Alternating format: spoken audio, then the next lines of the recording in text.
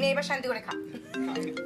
আরে আগে মিষ্টি খাচ্ছিস, আগে নোনতা খেতে হবে তারপর মিষ্টি। যাক, অন্তত বাড়ি থেকে একটা ফোন এসেছে। কিরে চিনি, তো দাদা ভাই আর দীপ্তকে রাখি পরাবি না? দাদা ভাই যা করেছে তারপর আর তো দাদা ভাই দোষ করেছে আমরা সবাই জানি চিনি, কিন্তু তুই নিজেও তো সবসময় বলিস অপরাধকে ঘৃণা করতে হয়, অপরাধীকে নয়। এমনও তো হতে পারে তুই তো দাদা ভাইকে রাখি পরালে সে বাঁধনের চড়েই তো দাদা ভাই আর কখনো ভুল করবে না। আর তাছাড়া দীপ্তর কি দোষ বলতো? ও তো বেচারা এক্সপেক্ট করে আছে না, ও ঘরে বসে কষ্ট পাচ্ছে। বৌমনি বাপি তোমাকে দিয়ে ফোনটা করিয়েছে না?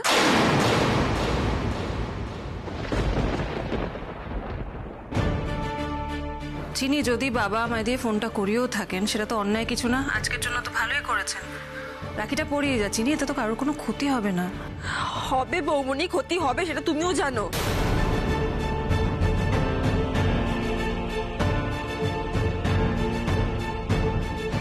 আমিও বাড়িতে রাখি পরানোর জন্য গেলেই আমাকে আটকে দেওয়া হবে। চিনি, আমি তোকে কথা দিচ্ছি এরকম কিচ্ছু হবে না, তুই প্লিজ আয়। বাবা দাদার ভয়ে মেয়েটা রাখি পড়াতে যেতে পারবে না, সেটা তো হয় না। যেতে হলে যাবে। আমি আর দুলাল তোমাকে নিয়ে যাবো, আবার সঙ্গে করে নিয়ে আসবো।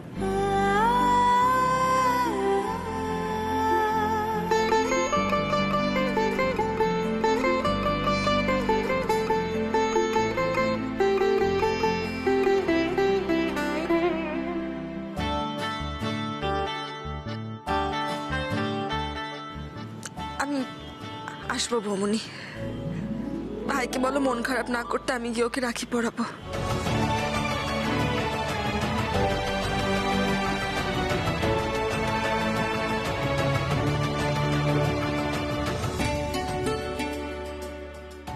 বাবা, চিনি যদি আপনার বড় ছেলেকে রাখি না পড়ায় ওর কতটা মন খারাপ হবে আমি জানি না, তবে চিনি ডেফিনেটলি খুব মন খারাপ হবে। আমি সেই জন্যই ওকে নিজে থেকে ফোন করে বললাম আসতে। আর চিনি আসার পরে আজকে যদি এই বাড়িতে চিনির কোনো অপমান হয়, ওর সঙ্গে সঙ্গে আমিও কিন্তু এই বাড়ি ছেড়ে চলে যাবো বাবা, আমি বলে রাখলাম। আমি কথা দিচ্ছি, আর চিনি আসবে, নিজে ভাইদের রাখি পরাবে, আমাদের খাওয়া দাওয়া হবে, হই হুল্লোড় হবে, ওকে কেউ ডিস্টার্ব করবে না। দেখো বাবা, একটা কথা তো তুমিও বুঝতে পারছো, যেটুকু আমি আমার মেয়ের জন্য করতে পেরেছি সেটা হয়তো ওর চোখে মনে হয়েছে যে আমি অপরাধ করছি, কিন্তু বোঝার চেষ্টা করো, আমি তো তার বাবা, তার মঙ্গলের কথা ভেবেই করেছি। I promise you. আর চিনি এলে ওর সাথে কোনো তর্ক হবে না, চিনির সাথে কেউ মিসবিহেভ করবে না বৌমা, এই দায়িত্ব আমার।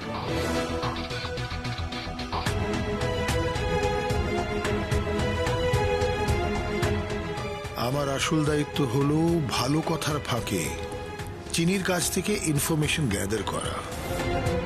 ভালো ব্যবহার তো করতেই হবে।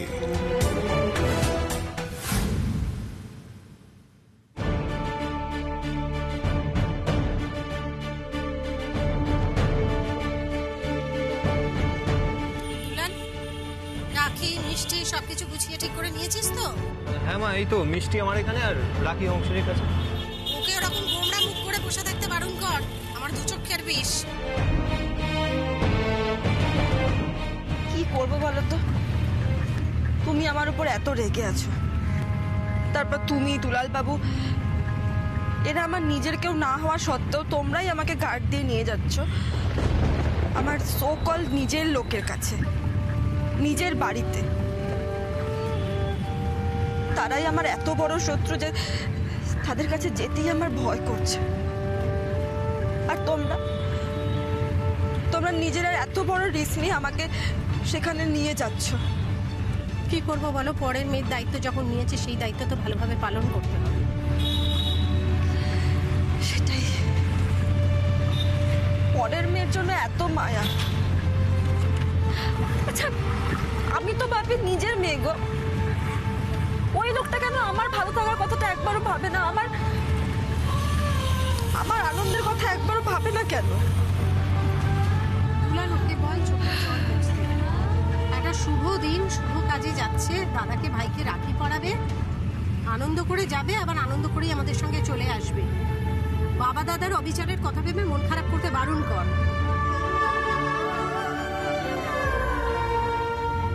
চুপ করো।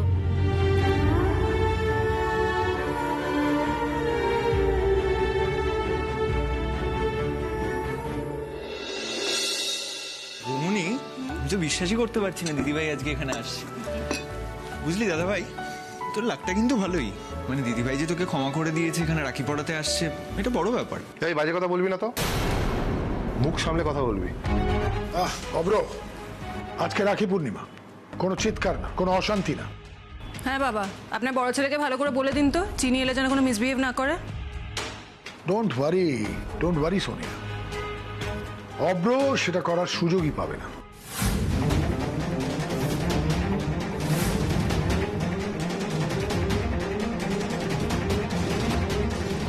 আমি পেতে দেব না। চিনির ফিউচার প্ল্যানটা কি সেটা আমাকে জানতেই হবে, আর তার জন্য ওর মুখোমুখি আমাকে বসতে হবে, আর তাই জন্যই তো ওকে ডাকা। ওর সাথে আজকে কেউ মিসবিহেভ করবে না। ইনফ্যাক্ট কাউকে মিসবিহেভ আমি করতে দেব না, কারণ সেটা হলে আমার প্ল্যানটা ভেস্তে যাবে।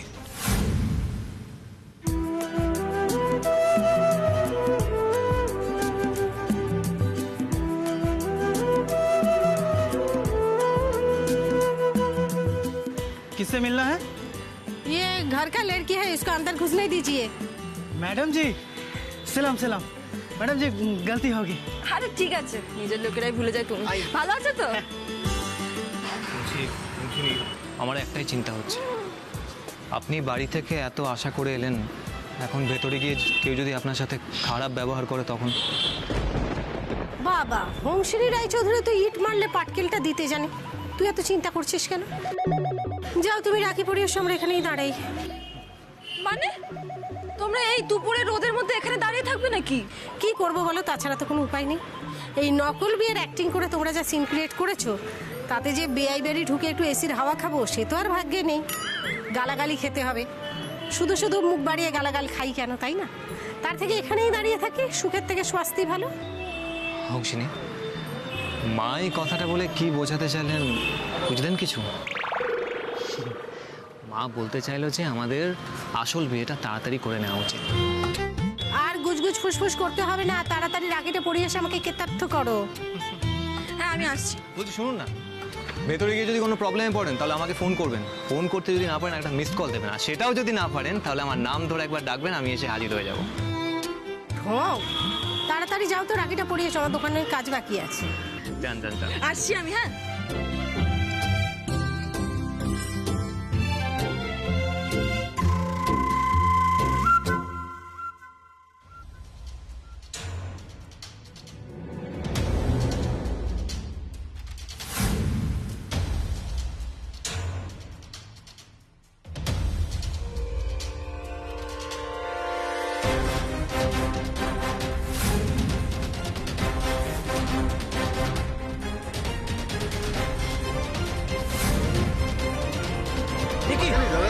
দাদা কি হলো দাদা?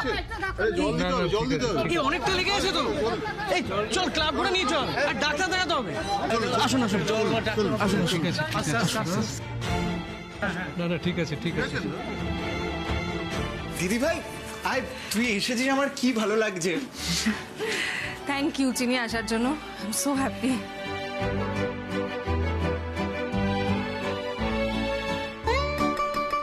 এই নাও মিষ্টি। বাবা, মেয়ে আমাদের পাক্কা গিন্নি হয়ে গেছে দেখছো। আরে লক্ষ্মীদি পাঠিয়েছে এগুলো। কেমন আছিস চিনি? আয়। খুব ভালো বাপি। ও আর হ্যাঁ, দুলাল বাবুকে যে তোমরা গুন্ডা দিয়ে মার খাইয়েছিলে, সেও খুব ভালো আছে, একদম ফিট।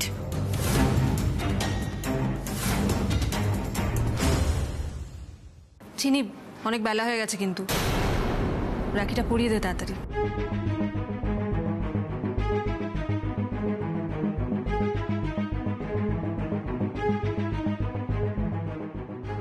অব্র,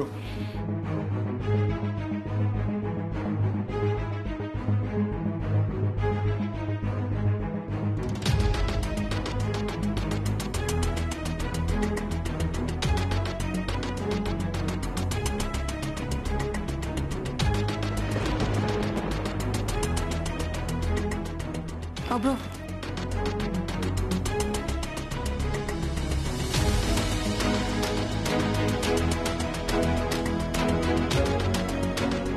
তোর এই গিফটটা আমি নিলাম দাদা ভাই, বাট তোরা যদি আমাকে, লক্ষ্মীদিকে আর দুলাল বাবুকে একটু শান্তিতে থাকতে দিস, একটু নিজেদের মতো থাকতে দিস না, সেটা আমার কাছে সব থেকে বড় গিফট হবে রে দেখছি। ভাই। নে তোকে রাখিটা পরিয়ে দিই, বুঝলি?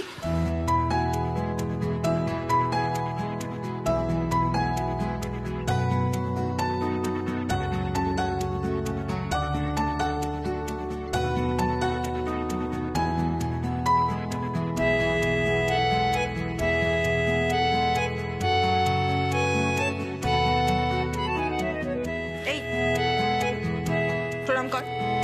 তুই কিন্তু অত বড় নস। তো কি হয়েছে? Shanti, thank you. গিফট?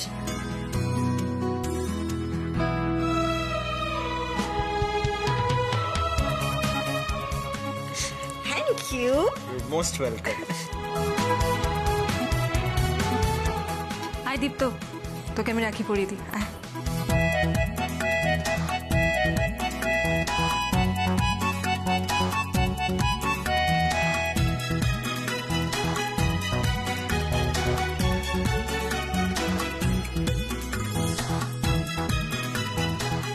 চিনি, চল এবার খেয়ে নিবি চল।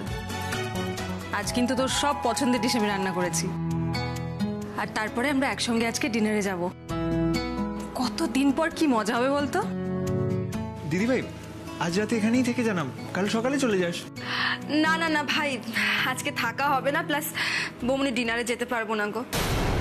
অ্যাকচুয়ালি আমি এখনো খেতাম না, বাট আমি না খেয়েছি শুনে লক্ষ্মীদি খুব রাগ করবে, ওই জন্য। আসলে লক্ষ্মীদি আর দুলালবাবু না নিচে ওয়েট করছে আমার জন্য, আমাকে নিয়ে যাবে বলে। নিচে দাঁড়িয়ে আছে মানে? এ বাবা, কেন? এই দীপ্ত যা, ওদের ডেকে আনো পড়ে যা। না, একদম না। আর চিনি, নিজের দাদাকে আর ভাইকে রাখি পড়াতে এসছিস সঙ্গে বডিগার্ড নিয়ে, কেন রে? আমরা কি তোকে পাচার করে দিতাম? তোদেরকে তো আমি এক বিন্দু বিশ্বাস করি না। বাড়ির মেয়েকে গুন্ডা দিয়ে কিডন্যাপ করানোর রেকর্ডটা তো তুই আর বাপি বানিয়েছিলি, তাই না?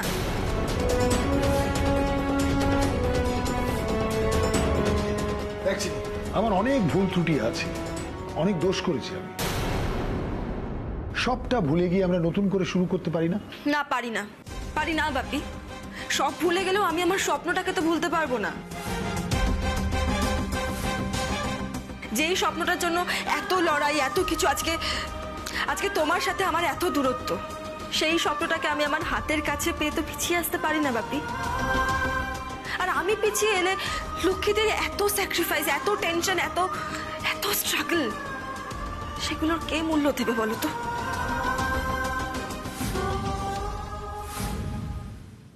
বাবা কি গরম রে। মা ফোন বাজছে তোমার? এটা তো অচেনা নাম্বার রে। হ্যালো, কে? হ্যাঁ হ্যাঁ বল, কি হয়েছে? কি? দাঁড়, শুনতে পাচ্ছি না, আবার বল। অ্যাক্সিডেন্ট হয়েছে?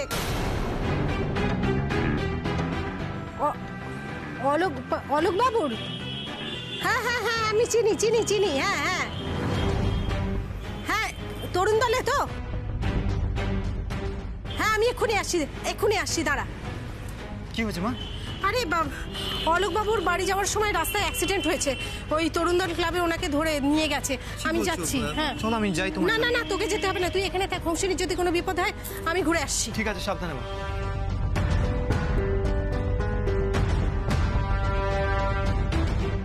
কি করি? হোমসিনুর এতক্ষণ হয়ে গেল এখনো বেরোচ্ছে না। এদিকে অলোকবাবুর অ্যাক্সিডেন্ট হলো। আমি একটা কাজ করি, হোমসিনিকে একটা ফোন করি। না, ফোন করাটা বোধহয় ঠিক হবে না, আমি ওকে একটা মেসেজ করে দিই।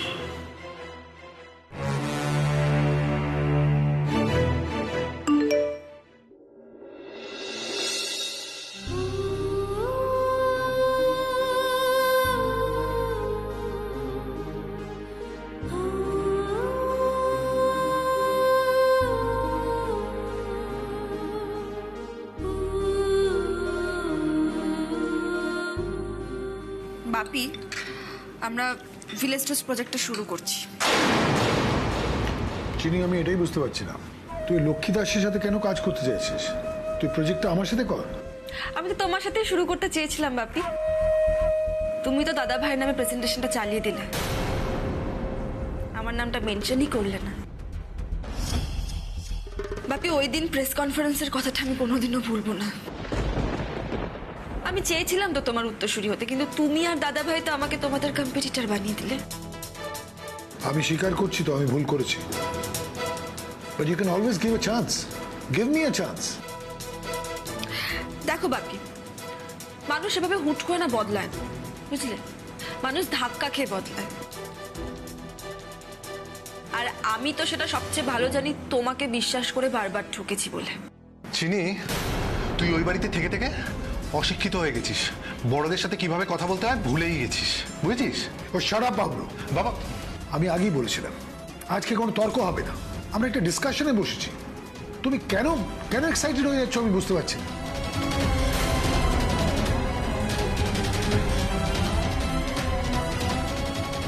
তুমি কেন হাসছো, কারণটা জানতে পারি? ভাবা যায় দাদা ভাইকে থামিয়ে তুমি নাকি আমাকে কথা বলতে দিচ্ছ? এরপরেও আমাকে বিশ্বাস করতে হবে যে তুমি আমাকে বিজনেসে অ্যাড করতে যাও, তার পেছনে কোনো ইন্টেনশন নেই। এমনি এমনি এত ভালো ব্যবহার করছো আমার সাথে। দেখো বাপি, মানুষ এমনি এমনি কখনো বদলায় না, জানো তো? মানুষ ধাক্কা খেয়ে বদলায়, বুঝেছো? তোমরাও বদলাবে, তুমি দাদা ভাই তোমরা বদলাবে। সেই দিন বদলাবে যেদিন তোমরা দেখবে যে তোমাদের সামনে আমি আর লক্ষ্মীদি ভিলেজ টর্সের প্রজেক্টটা নিয়ে তোমাদের কম্পিটিটর হয়ে দাঁড়িয়ে আছি। মেবি সেদিন হয়তো তোমাদের শিক্ষা হবে।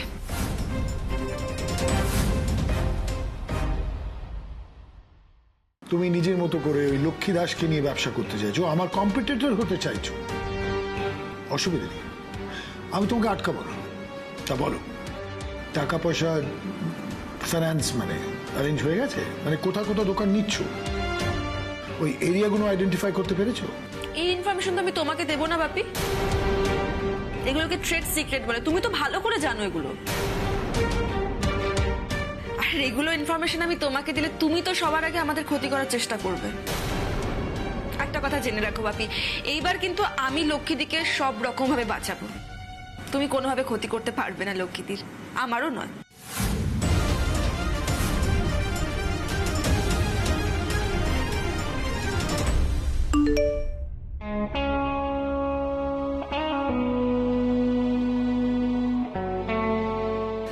বৌনি বলছি আজকে আসি। হ্যাঁ, কি রে, এত তাড়াতাড়ি চলে যাবি? আরে দিদিভাই এখনই চলে যাবি? আর একটু কিছুক্ষণ থাক না।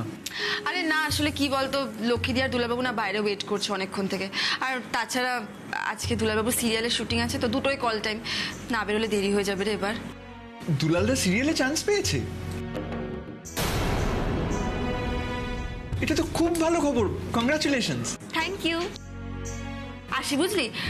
ও দাদা ভাই, খুব শিগগিরই আমি ভিলেজ স্টোরসের ওপেনিং এর ইনভিটেশন কার্ডটা পাঠাবো, আসিস।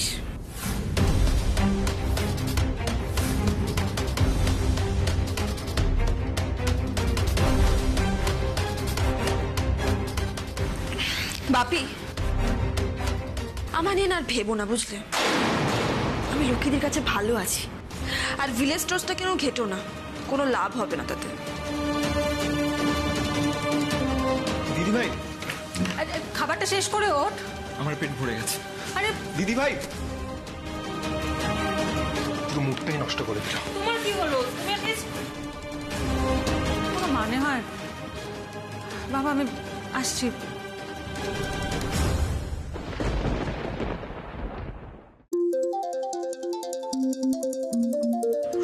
শঙ্কর বাবু আবার ফোন করছেন কেন? হ্যাঁ স্যার বলুন। আমার কিছু খবর চাই ইমিডিয়েটলি। হ্যাঁ হ্যাঁ বলুন না। দুলাল কোন সিরিয়ালে কাজ পেয়েছে, কোথায় শুটিং হয়, মানে শুটিং ফ্লোরটা কোথায়, আধ ঘন্টার মধ্যে আমার সব খবর চাই।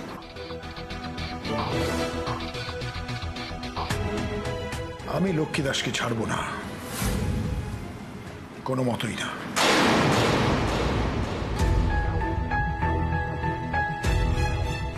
কি হয়েছে দাদা? ভেরি সরি, আপনাকে আবার কাজ ফেলে আসতে হলো তো। না না, আপনি বিপদে পড়েছেন আর আমি আসবো না? কি হয়েছে? অ্যাকচুয়ালি সেরকম সিরিয়াস কিছু হয়নি। না কাকিমা, ওনার বেশ ভালোই লেগেছে। এরা আমাকে খুব হেল্প করেছে, থ্যাংক ইউ সো মাচ। ওরা বাধ্য হয়ে আপনাকে ফোন করেছে। এইভাবে বিব্রত করবার জন্য আমি কিন্তু সত্যিই দুঃখিত। না না, এসব কথা থাক, আপনি আমাকে একটা জিনিস বলুন তো, যে কি হয়েছিল? মাথা ঘুরে গিয়েছিল নাকি অন্ধের মতো কোনো বাইক এসে ধাক্কা মেরেছে? ওনার কোনো দোষ নেই, বাইকটাই অন্ধের মতন চালাচ্ছিল। এই বয়সে রাস্তাঘাটে বেরোনোর কি দরকার? বেরোলেই পদে পদে বিপদ। ধাক্কাটা কি তাহলে ইচ্ছে করে দিয়েছিল লোকটা? আমার না ইচ্ছে করে এই যারা অন্ধের মতো গাড়ি চালায় তাদেরকে ধরে দু চারগা দিই। মা, আপনার কতটা ডাক্তার দেখানো হয়নি না রে? হ্যাঁ কাকিমা, ডাক্তার এসেছিল, ইঞ্জেকশনও দিয়েছে, বলেছে ভয়ের কিছু নেই। না না না, ভয়ের কিছু নেই বললে তো হবে না। মানে এই বয়সে এইভাবে লাগলে, দাদা আমাদেরকে সাহায্য করতে গিয়ে আপনার যদি রাস্তাঘাটে কোনো বিপদ হয়ে যায়, তাহলে তো আমি নিজেকে ক্ষমা করতে পারবো না। আমার খুব খারাপ লাগছে। না না, আপনি কেন ভাবছেন যে আপনার জন্যই আমার কিছু হয়েছে? আমি একদম ঠিক আছি, ব্যস্ত হবেন না ম্যাডাম।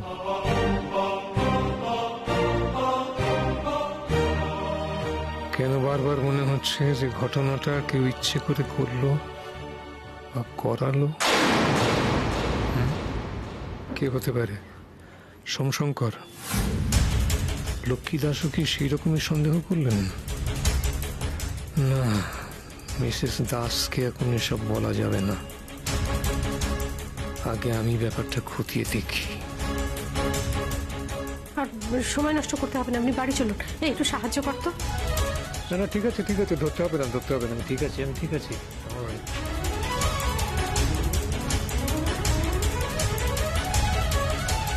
দুলালের বাবাকে এক্ষুনি একবার ফোন করতে হবে।